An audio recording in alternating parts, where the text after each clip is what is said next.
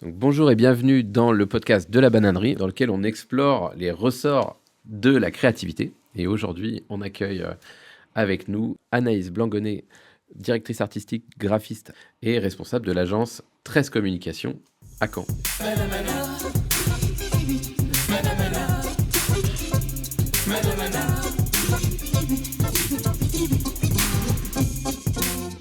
Bonjour Anaïs, comment tu vas ? Ça va, merci et toi. Merci d'être avec nous. On t'a invité un peu pour mieux connaître 13 Communication, puisqu'on parle de créativité. Et pour connaître 13 Communication, on doit aussi savoir un peu qui tu es en tant que graphiste, en tant que directrice artistique. Tu travailles sur de nombreux projets sur Caen et la région Normandie et au-delà. Et on s'interroge à travers ce podcast de c'est quoi en fait ce métier-là ? C'est quoi ce type de métier-là, la photographie, le graphisme, la vidéo, voilà, on essaie de voir un peu toute la palette. Et d'aussi loin que tu t'en souviennes, est-ce que tu as toujours voulu être graphiste ? Je peux pas vraiment dire ça parce que j'ai quand même découvert assez tard que c'était un métier qui existait. Je veux dire, quand on est petit, on se dit pas trop qu'on va être graphiste. Enfin, c'est pas, en tout cas, quand moi j'étais plutôt enfant ou ado, je savais pas vraiment que ce taf-là existait. J'ai plutôt découvert ça en fin de lycée. Donc après, quand j'ai su qu'on pouvait faire ça, ça m'a tout de suite happé, mais non, enfin, je peux pas dire que c'était vraiment d'aussi loin que je me souvienne, quoi.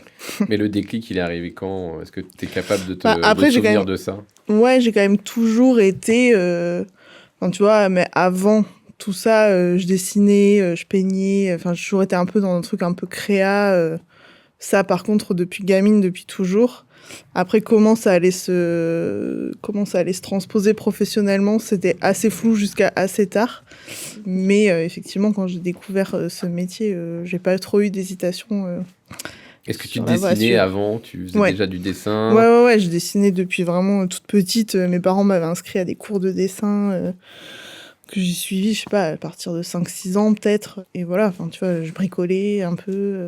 T'as fait une école de dessin, t'as fait après à l'université, mais avant, est-ce que t'as été inscrit dans un club ? Ouais, depuis que j'étais gamine, je suis inscrite à des cours de dessin, à des trucs de la peinture, plein d'activités de ce genre-là. Et quel rapport t'avais avec les couleurs à ce moment-là ? Est-ce que c'était plutôt des dessins comme ça au trait, ou il y avait déjà une démarche plus de couleurs, quel matériau ? Est-ce que tu te souviens de tout ça ? Oh, ça remonte. Ouais. Qu'est-ce qu'on vous apprenait à ce moment-là ? Il y a eu de l'apprentissage technique, de la forme. Il y a effectivement de l'apprentissage des couleurs. Moi, je pense que c'est ce qui m'a happé le plus et c'est ce que je garde, à mon avis. Dans ton travail ? Dans mon travail, c'est souvent pourquoi on vient me chercher, c'est plutôt pour quelque chose de très coloré et la gestion de la couleur. Donc, je pense que c'est ce qui m'a marqué le plus dans ce qu'on m'a appris. Et comment tu as pu développer ce projet-là en Normandie ? Parce que, alors les gens ne le savent pas, mais tu es de Toulouse. C'est vrai. Voilà. Et est-ce que ça a été un changement dans ton parcours de passer de l'Occitanie à la Normandie ? Un changement climatique en premier lieu. Mais en fait, ce que j'ai fait, c'est qu'en sortant du lycée, j'ai passé 1 an dans une prépa à Toulouse qui m'a préparée à passer les concours des écoles d'art public. Et donc, j'ai passé plein de concours et je suis arrivée à l'école de Caen. Donc, c'était la nouvelle école sur la presqu'île qui venait d'ouvrir juste 1 an avant. Donc, il y avait tous ces grands ateliers qui étaient tout neufs, flambant neufs et qui étaient prêts à accueillir plein d'étudiants. Notamment, c'était assez impressionnant. Il y avait tout ce labo photo argentique, l'atelier de sérigraphie, tout l'atelier d'imprimerie. Donc, c'était... Voilà, j'ai eu envie d'essayer d'aller là. Et c'est comme ça que je me suis retrouvée à faire mes études à Caen après. Comment tu l'as vécu le concours ? Qu'est-ce que tu pourrais dire à quelqu'un aujourd'hui qui passe un concours ? Comment tu l'as ressenti ? C'est intense, franchement, les concours d'entrée. C'est stressant. Après, justement, c'est des épreuves à la fois. Et en fait, c'est très bizarre parce que les concours, en tout cas à l'époque, je sais pas si c'est toujours comme ça aujourd'hui, mais c'était très fractionné. D'abord, il y avait une épreuve de créa à distance, c'est-à-dire qu'on avait un sujet sur Internet et on crée un espèce de gigantesque format sur un thème. Je me rappelle le thème, moi, c'était le chaos. Voilà, pas simple. Et on envoyait ce format de créa par la poste. À l'époque, je pense pas qu'on fasse encore des choses comme ça aujourd'hui, vraiment. Et ensuite, on venait passer des épreuves d'oral et d'écrit sur place. Donc, c'était vraiment fractionné. Moi, j'étais plutôt dans une bulle. Comme j'étais dans ma prépa, on était 30 à passer des concours un peu de manière intensive. Donc, on produisait. Enfin, j'étais hyper entourée dans une espèce de bulle avec plein de gens. J'en garde un super souvenir, c'était très chouette, même si c'était stressant. On est Il y avait une espèce d'effervescence un peu, permanent. comme j'étais avec tout un groupe, même si on présentait pas forcément les mêmes écoles au même moment. On a fait ça tous ensemble et du coup, c'était vraiment. Mais ça demande une grosse préparation et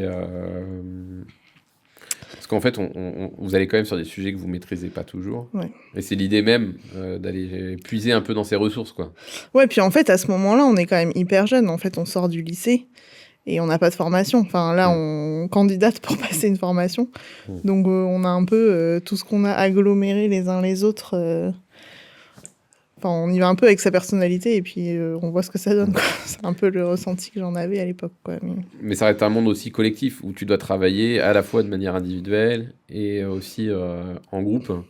Est-ce qu'il y a le côté bulle dont tu parlais Est-ce que c'est quelque chose que tu arrives encore à retrouver aujourd'hui ?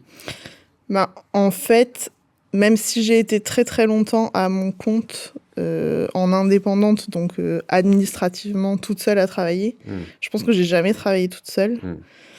Avec du recul, je l'ai pas forcément conscientisé sur le coup, mais j'ai entouré. J'ai toujours été, j'ai toujours soit intégré, soit moi-même constitué des groupes autour de moi pour travailler. Aujourd'hui, je suis en binôme à l'agence avec Kevin Ledoyen. Mais tu le sais parce qu'on a on a été un groupe ensemble de travail et de créa, donc tout au long de mon chemin professionnel, j'ai toujours je crois que j'ai jamais travaillé toute seule. Et on parle de créativité, donc ça nourrit aussi la créativité en fait de pouvoir être entouré. Pour entreprendre aussi, il faut pas être tout seul, même si on est peut-être en solo. Il y a cette idée quand même d'équipe. J'ai l'impression que on est un peu dans une espèce de vibe où les gens pensent que les gens réussissent de manière un peu solitaire, parce qu'en fait on met en avant des personnalités, mais on oublie souvent qu'il y a un entourage, ou en tout cas on peut s'appuyer sur d'autres compétences. Ouais, en tout cas, ça vaut pour moi, mais moi toute seule, j'y arrive pas. Enfin, je tourne en rond, et puis en fait, avoir du répondant en face de soi, déjà, effectivement, ça nourrit l'idée créative, mais aussi, quand on porte des projets, il y a plein d'étapes, et il y a des choses qui sont très riches et très intéressantes, mais il y a aussi des choses qui sont stressantes, il y a aussi des choses qui doivent être construites, et je trouve que c'est toujours plus simple de le faire à plusieurs, enfin, à au moins 2, que toute seule. Enfin, en tout cas, moi, j'ai du mal, seule. Et du coup, 13, au départ, c'était un collectif.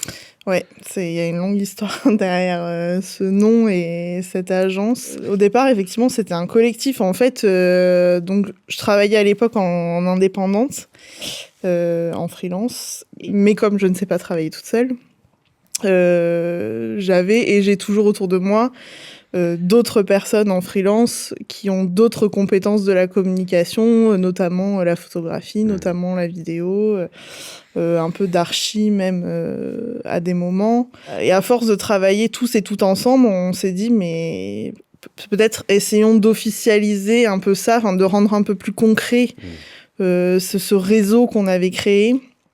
Et c'est là qu'on a créé le groupe qui s'appelait 13, parce qu'à l'époque, on était 13 personnes dedans. Il y avait un lien. Voilà, c'est ça l'origine du nom.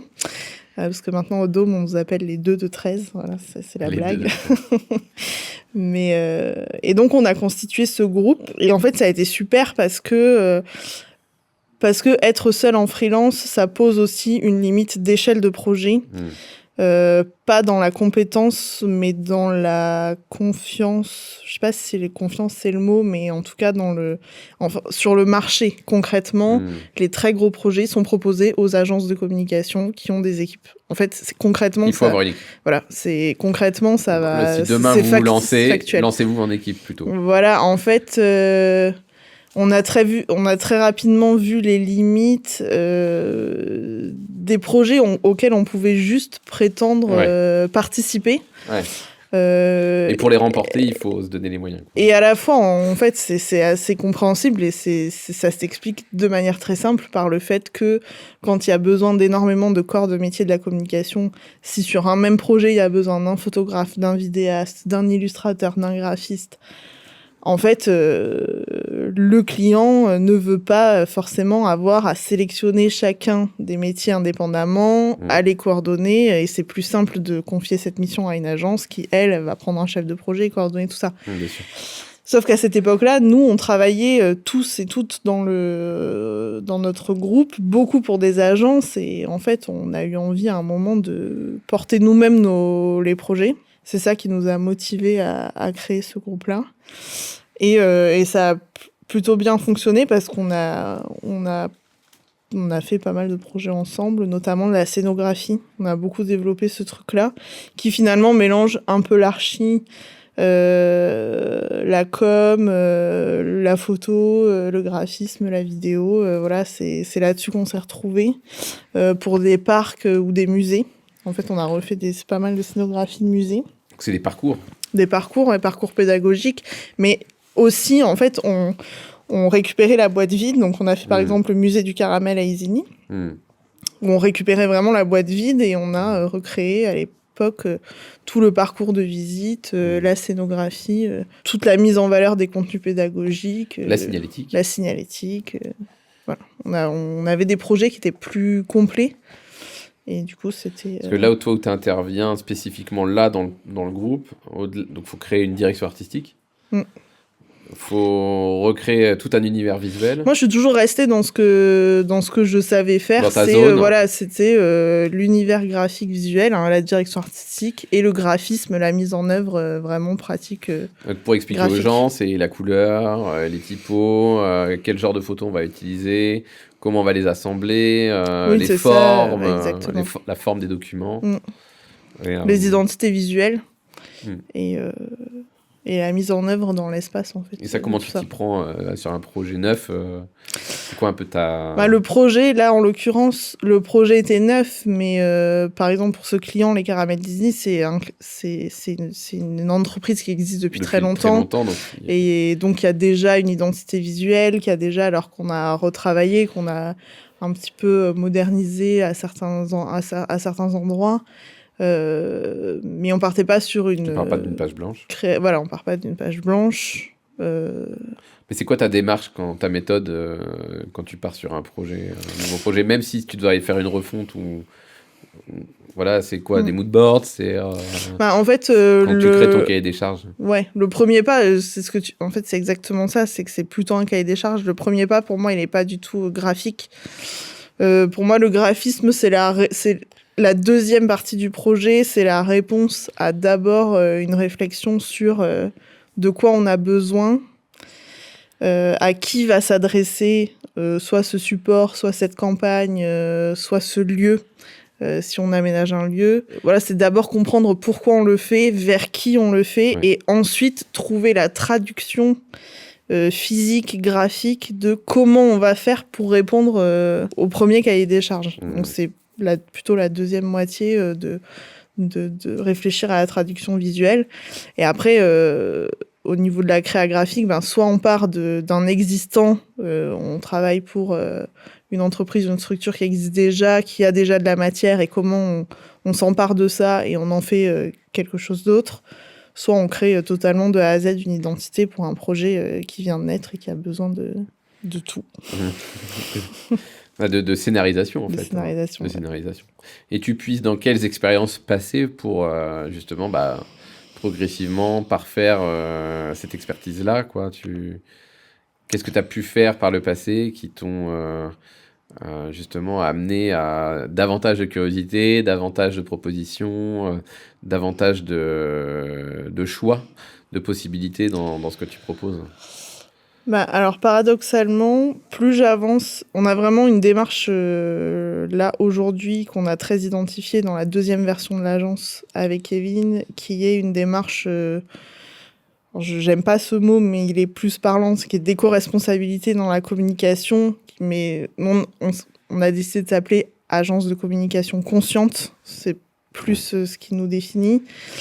Et nos enjeux, c'est plutôt on prétend pas avoir des solutions pour faire mieux, mais au moins de se dire que, en fait, au lieu de déclencher des automatismes qu'on a dans la communication qui sont, on fait un événement, on fait tant d'affiches, tant de flyers, enfin, il y a des choses très automatiques dans la communication, qui sont, voilà, installées depuis longtemps, et nous, ce qu'on prône, c'est à un moment de faire une pause, de s'arrêter et de passer plus de temps dans l'analyse de ce qu'on va produire pour se demander si c'est vraiment pertinent, si c'est vraiment au bon endroit, et d'essayer de réajuster les choses et de tenter des choses un peu nouvelles sur comment déployer les projets pour essayer de faire mieux.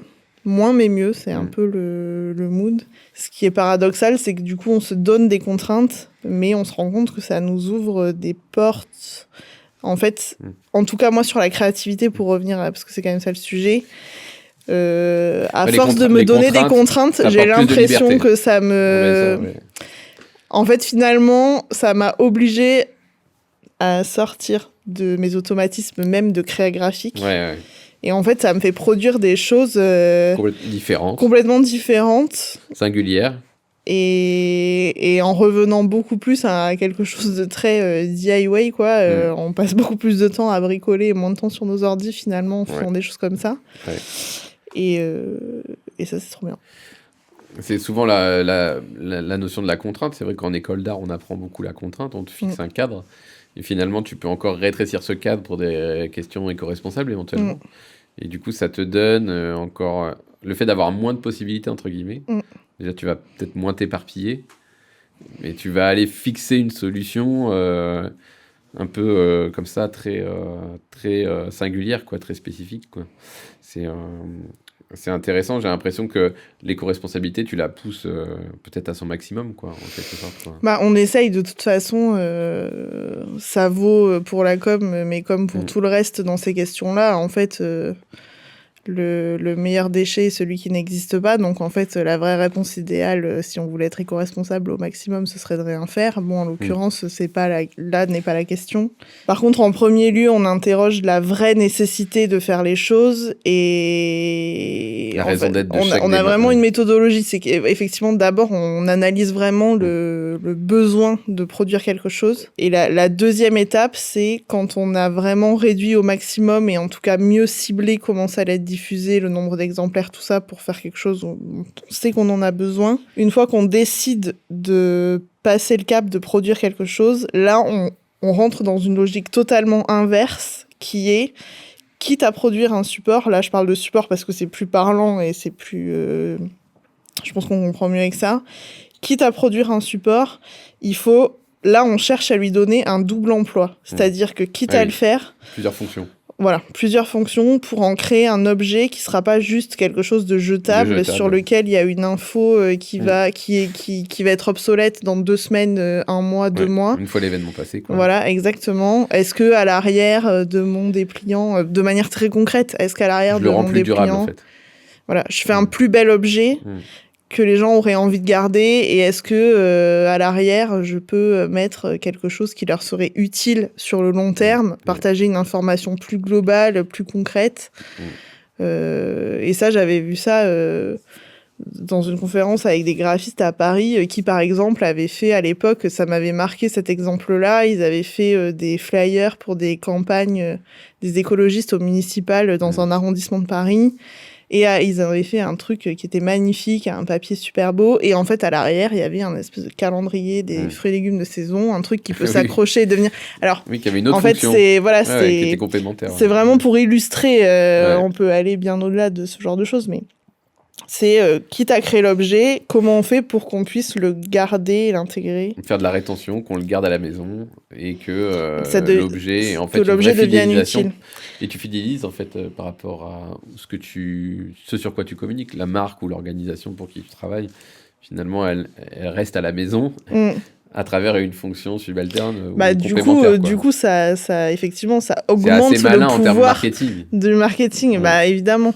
Mais là, par exemple, on travaille beaucoup sur le projet Débordion millénaire de la presqu'île qui ouvre la semaine prochaine. Là, on a produit un petit peu de goodies, ce qui nous était pas arrivé depuis des années, parce que ça, c'est des choses que, par automatisme, on élimine assez facilement. En fait, là, on produit du goodies, notamment des badges. On ne note pas une date, on ne note pas quelque chose de très identifiable comme on fait quand on produit, je sais pas, un t-shirt de festival ou quoi, quelque chose qui est très zoomé, enfin, je sais pas comment expliquer, qui est très... voilà, qui est floqué à l'événement et on sait que c'est ça.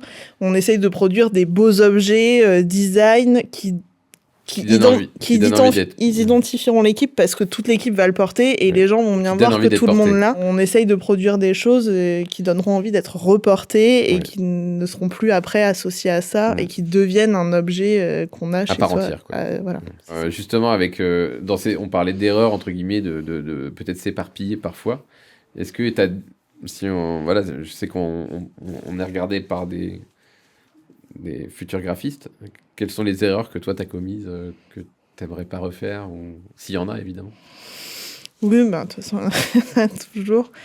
Je crois que... Mais c'est aussi... C'est quoi les erreurs habituelles qu'on peut commettre je pense que l'erreur, entre guillemets, mais bon, c'est dur comme mot, erreur. Je pense aujourd'hui, mais ça vaut pour le graphisme, la com, mais je pense que ça vaut pour tout, en fait, c'est d'aller à la facilité.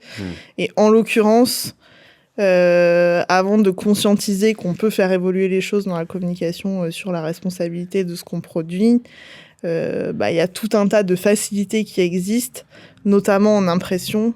Par exemple, y a plein de sites qui permettent d'imprimer des choses très rapidement, qu'on a le lendemain ou le surlendemain de sa boîte aux lettres. Et quand on est en bas de sa commande, on a un pop-up qui s'affiche et qui dit 500 de plus ou 1000 de plus pour 4 euros. Voilà. En fait, aujourd'hui, il y a énormément de choses, mais comme... facilitantes, quoi. Voilà, comme pour la consommation de tout dans la vie en général. De toute façon, ça vaut pour tout. On trouvera toujours moins cher, en plus grosse quantité, quoi. Voilà. Mais à quel prix, à quel prix sur l'étiquette. Déjà, faire appel à un graphiste local. c'est déjà pas mal. Oui, c'est déjà pas mal. En fait, essayer de voir plus loin que la facilité de l'instant dans l'action, dans ce dont on a besoin, en fait. Et d'essayer d'analyser un petit peu quelles sont les conséquences de l'acte derrière pour rediriger éventuellement... Toi, tu as tissé du lien avec des imprimeurs du coin. Tu gardes ce lien-là, c'est vachement important. Moi, j'ai toujours travaillé avec les imprimeries Canrepro à Caen. J'ai fait mon premier stage là-bas dans leur service de créa parce qu'ils ont quelqu'un qui fait un petit peu de la maquette à l'imprimerie. Et c'est vrai que... de toute façon, moi, quand mes clients me demandent de l'impression sur Internet, moi, je fournis les fichiers, mais je ne... Oui, tu déclines toute responsabilité. Je ne passe pas la commande, je leur fournis le fichier, je les laisse se débrouiller avec. Par contre, je gère tout ce qui est impression en local. C'est ma manière à moi de finir le projet. De défendre ça. Je peux accompagner le projet jusqu'au bout uniquement si c'est en local. Sinon, je délègue cette partie-là aux clients. Et c'est vrai qu'on est quand même dans une région où il y a énormément de ressources. On a plusieurs imprimeries de qualité. Il y en a beaucoup, en tout cas, je trouve, à Caen, pour l'échelle de la ville, avec des gens très compétents, même quand on va un peu plus se spécialiser dans la signalétique. C'est important de faire avec le tissu local, et surtout, le tissu local, il existe ici, à Caen et en Normandie, donc... C'est une manière d'être solidaire aussi du tissu local et pas justement d'aller vers la facilité pour ces projets, quoi. Est-ce que tu penses à d'autres... qu'est-ce que tu as pu faire je sais pas, dans ta démarche créative, ce qui a pu peut-être parfois. Bah, il y a des choses, je pense aux groupes dans lesquels j'ai été et en l'occurrence, il y en a un où tu peux en parler avec moi parce qu'on était ensemble, quoi, et une démarche créative, il y Ouais. avait la page, quoi. Ouais. Vas-y, peut-être je te passe la parole pour une fois, tu Tu t'interviews veux- sur la page. Qu'est-ce que t'en dirais, toi, de cette expérience-là? Pour ceux qui connaissent pas, donc la Bâche, c'était un tiers-lieu artistique à Caen, il y a près de 10 ans maintenant, mais qui était un espace d'événementiel aussi et qui faisait un peu office d'agence de communication. Qu'est-ce que toi, t'en as retenu de cette expérience-là? Bah que je pense que la leçon quand même que vous m'avez donnée tous les trois, parce que du coup on était quatre, dont Arthur et moi dans ce groupe, c'est que en fait on a monté tout ça à partir de rien. C'est-à-dire que là pour le coup on n'était pas sur la démarche de la com, mais on a créé C'est de la créativité. C'était de la créativité, c'est-à-dire qu'on a trouvé ce garage abandonné en location, qu'on a fait des travaux et que c'est devenu un tiers-lieu. Enfin, moi, je crois que vous m'avez donné quand même beaucoup de leçons à ce moment-là sur... On peut faire des trucs. Avec des idées, on peut Avec quand même 3 fois aller rien. et pas grand-chose d'autre, on peut 4 quand 000 même euros de aller très très loin. crowdfunding. C'est vrai qu'on avait fait un crowdfunding. Ah, pour expliquer aux gens, on a fait 4 000 euros de crowdfunding. On a rénové un mur en pierre de Caen. On a installé une scène. On a créé un bar associatif. Et on a organisé une 50aine d'événements en 600 jours, quoi. À peu près. Voilà. Et voilà, moi je retiens de ça que quand même avec... on n'avait rien à l'époque, on a presque rien mis là-dedans, mais à part de l'huile de coude et beaucoup d'énergie et pas mal de d'idées. copains. Et pas mal de copains. Chantier participatif. Ça, c'était quand même... je pense que c'est ce que je retiens vraiment de ce On retrouve en fait de ce ce moment-là, côté quoi. équipe, quoi. Finalement, tout seul, tu peux pas faire grand-chose. Alors, c'est un peu l'adage, tout seul, en termes de créativité, tu peux aller plus vite. Mais une fois que tu es à plusieurs, tu peux ambitionner des projets un peu plus gros, un peu plus longs, un peu plus... Et je trouve que ces énergies-là, à Caen, elles existent. Enfin, il y en a beaucoup. Ouais. Genre, il y a énormément d'assauts, de D'initiatives. structures, d'initiatives qui portent des choses avec peu de moyens, mais avec tellement de gens géniaux et de créativité. Là, comme ça, que j'ai un peu... Voilà, avec qui j'ai collaboré. Je pense au Kino, je pense au Bazar Naum sur la Presqu'île. Dans des registres totalement différents, mais C'est je trouve qu'on profil on a de la créatif, chance. artiste, un peu entrepreneur, entre guillemets, parce que créer un projet, même si parfois les gens n'aiment pas ce mot-là, mais l'entrepreneuriat, c'est une manière de développer une idée et en faire un projet concret, quoi, tangible. Et c'est vrai que les lieux comme la bananerie, comme le Bazar Naum, c'est des lieux qui tournent, quoi. Il s'y passe toujours quelque chose, quoi. Alors, tu parlais de la page blanche, mais est-ce que toi, si on revient sur toi, est-ce que toi, tu as déjà eu un peu ce truc de la page blanche où tu n'arrives pas à sortir quelque chose ou est-ce que ça arrive souvent? Non, heureusement, non, pas Non. souvent, parce que j'ai un cerveau qui mouline un peu en permanence. En fait, en général, ma technique, c'est plutôt de prendre les briefs et de laisser les graines germer. J'ai le cerveau qui tourne un peu toujours en arrière-plan de ce que je fais, un peu sur tout, et j'essaie de m'inspirer un peu de tout, au-delà de références purement graphiques. Donc, C'est quoi tes inspirations? bah, moi, je suis assez sensible. Alors, comme je suis très très sensible à la couleur, finalement, la couleur, c'est partout. Et je suis toujours un peu en train de photographier des choses improbables. Une association, je sais pas, en déco, des vêtements, ou juste dehors, d'objets ensemble, ou dans la nature, ou dans un paysage. Je veux dire, Donc il y a un l'inspiration là-dessus, contexte, elle est quoi, un peu partout. et des assemblages, quoi, Ouais, à un moment, il y a une association de couleurs qui fonctionnent. qui fonctionne. Ça, moi, je suis hyper sensible à ça. Donc Donc tu prends en photo, ça peut être partout. Ouais, je prends en photo. tu prends en photo directe, tu classifies, tu le retrouves. Oui, la plupart du temps, Ouais, je vais pas les chercher, Non. mais je sais pas, sur le moment. Au je moins, ça pense te permet de les mémoriser. Voilà, c'est ça. C'est plutôt ça. Alors pour ceux qui ne savent pas, prendre en photo vous permet de mémoriser un instant. On pense que prendre des photos en voyage vous fait passer à côté du voyage. Et bien, en fait, en psychologie, c'est tout l'inverse. En fait, prendre des photos en voyage, ça vous permet de mémoriser bien mieux votre voyage. Quand bien même, vous n'allez pas regarder les photos après, quoi. C'était le petit info, le petit moment information. Merci, Jamie. Merci, Jamie. Voilà, Mais du l'inspi, coup, elle tu as est un là. quotidien donc ta motivation au quotidien elle passe aussi à travers regarder quoi, Ouais, observer. regarder partout, tout le temps. Après, bah, comme tout le monde, hein, évidemment, Internet est quand même est un puissant fond Ouais, d'inspiration. Peut-être un peu trop abyssal parfois pour moi. ouais, Du coup, j'aime me recentrer sur des choses plus concrètes. Puis voilà, s'inspirer aussi du travail des autres, c'est hyper intéressant aussi, hein. Il y a plein de gens qui font des choses super chouettes. Aller voir des expos, Hmm. regarder le travail d'autres gens, d'autres graphistes, évidemment, c'est hyper important et c'est comme l'équipe, quoi, toujours. On est assez fourni en expo où tu dois bouger pour regarder des trucs. Tu bouges à Paris, Bah oui, de temps en temps, mais déjà, ce qui se passe à Caen, c'est pas Ah, mal. Moi, je trouve ouais. qu'on est quand même sur une ville hyper active Ouais. et en tout cas, encore une fois, avec plein de Il gens s'y qui font passe des plein de choses, choses, ouais. donc Ouais. avec pas mal de petits lieux, et je trouve que déjà... Ça nourrit. mm, Les concerts aussi, ça te nourrit parce que je sais que tu écoutes beaucoup de musique. mm, Tu vas toujours au concert? ouais. Ils me demandent ça alors qu'on a fait plein de pochettes de disques ensemble, quand même. Question totalement orientée. Non, mais au sens où Ouais. j'ai l'impression qu'il y a, pour certains publics, aller au concert, c'est plus quelque chose de normal. Ça devient quelque chose d'assez exceptionnel. Enfin, je sais pas, peut-être que je me trompe. Si. Mais aller au concert, ça devient une espèce de défi. Mm, Il y a le côté genre, oh, se faire un apéro à la maison, plutôt que d'aller au concert ou dans une soirée type expo ou comme aller au cinéma, quoi. Il y a la facilité Netflix, quoi, tu mm, vois. Mais du coup, pour parfaire sa créativité, il faut quand même sortir un peu, mm. quoi. Et j'ai l'impression qu'aller au concert, c'est comme aller au cinéma, c'est pas toujours quelque chose d'évident dans Bah, la tête des gens aujourd'hui, quoi.